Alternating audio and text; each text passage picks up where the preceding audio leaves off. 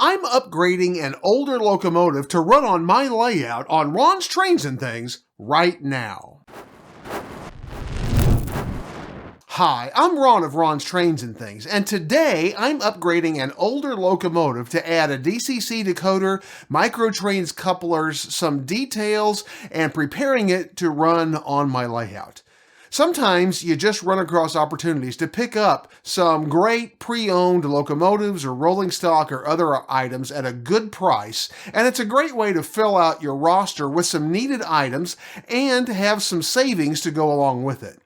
Well, I recently picked up just such a locomotive. The locomotive I'm working on today is a 20-year-old Kato locomotive, and I'll tell you more about it and where I got it, as well as where you can get some similar items as we go along. But for now, let's head on over to the workbench and get started. This video is brought to you by Midwest Model Railroad. Now with 15,000 square feet and one-day shipping, they truly are your one-stop model railroad shop. MidwestModelRR.com. Link in the description. This locomotive is Kato's N-Scale SD70 Mac.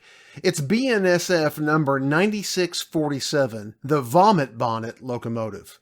Like me, I know many of you follow Mike Pfeiffer on YouTube and are familiar with his online store, Pfeiffer Hobby Supply. Recently, Mike has been advertising that he had a fairly large stock of newly listed items on the vintage page of his website for sale. I believe he was selling these for a widow of a model railroader or had purchased them from her for resale, but don't quote me on that exactly. Anyway, I couldn't resist taking a look and found this locomotive that I could not pass up. As of this recording, he still has a large stock of great vintage items, and you can find them at PfeifferHobby.com. Scroll down and click on the vintage page link. A little background on this locomotive. Burlington Northern introduced the executive paint scheme, dark green and cream trimmed in red, in 1990 on its executive train with F9's BN1 and BN2.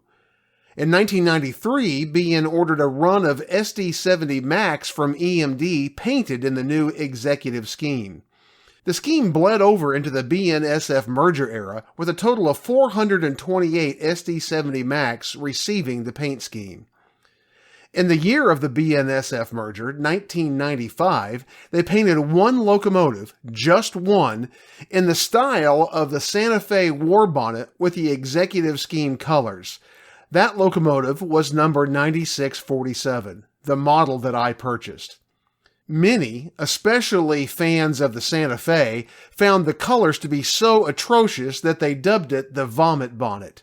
9647 remained in its Vomit Bonnet paint scheme until 2013, when it was repainted in BNSF's H3 or Swoosh paint scheme.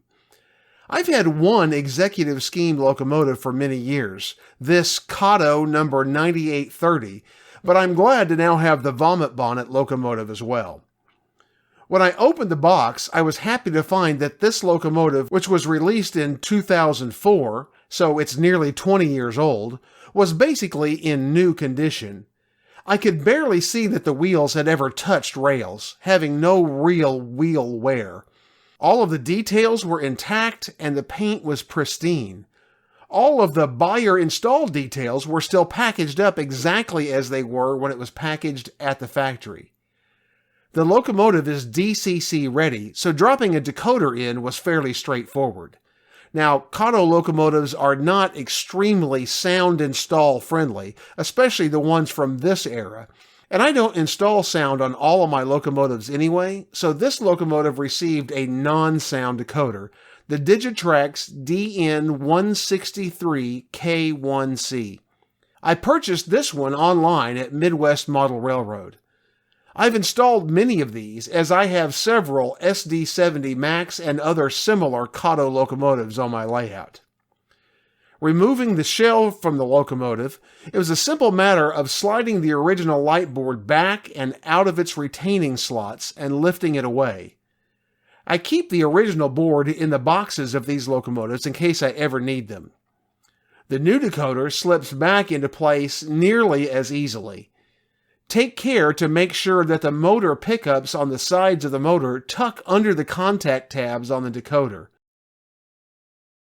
At one time, you needed to insulate the frame from the decoder with capped-on tape, but the newer versions of this decoder are insulated on the bottom and do not require the capped-on tape. After installing the decoder, I took the Locomotive to the layout to test it. It ran perfectly. The next step was to install Microtrains couplers. The Locomotive comes equipped with Kato dummy couplers. The detail set with the Locomotive comes with Kato's version of operating couplers, but they're not at all friendly with Microtrains or other quality knuckle couplers. So if operations is part of your plan at all, you'll want to upgrade these couplers. Removing the equipped couplers is very simple.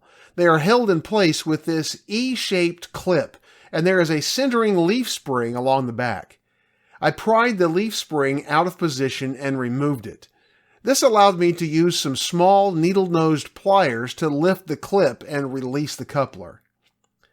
I had some Microtrains lines number 1016 couplers on hand that worked okay for this installation, but I recommend Microtrains line number 2004 couplers as they fit more easily and have short shanks that look better.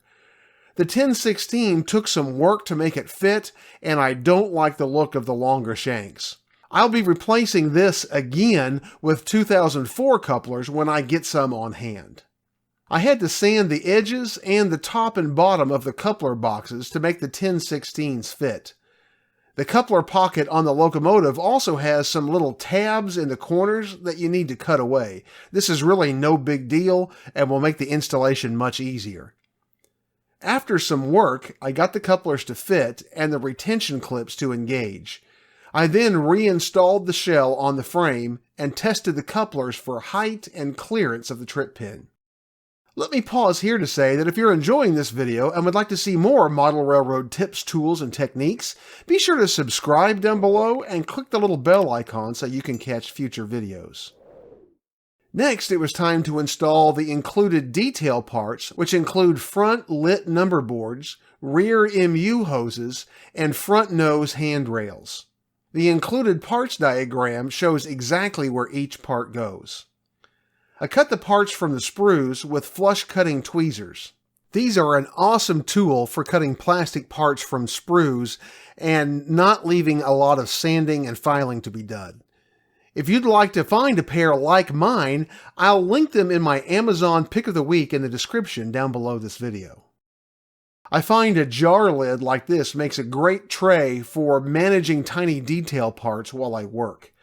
I pushed the number boards carefully into the slots on the cab, then applied the tiniest drop of solvent cement to the ends to secure them. The rear MU hoses have retaining pins and holes in the rear pilot for mounting. Again, a drop of solvent cement in the hole and on the pin holds them firmly in place. The front handrails are the most delicate parts. They fit into holes in the step and into the front of the nose. They take a little patience to get in place, but with a little time, I got them in and secured with the same solvent cement. And with that, I was done. This Locomotive will need some programming for speed matching with its consist buddy, but that is a subject for another video. I know I'm going to enjoy having 9647 on my layout for many years to come. If you'd like to see more about upgrading and maintaining locomotives and other model railroad content, check out the links on your screen. And also take a look at my Amazon Pick of the Week and other links in the description, and join me on Tuesdays as I bring you even more great model railroad videos, and I'll see you on the next video. 10, Lizzie?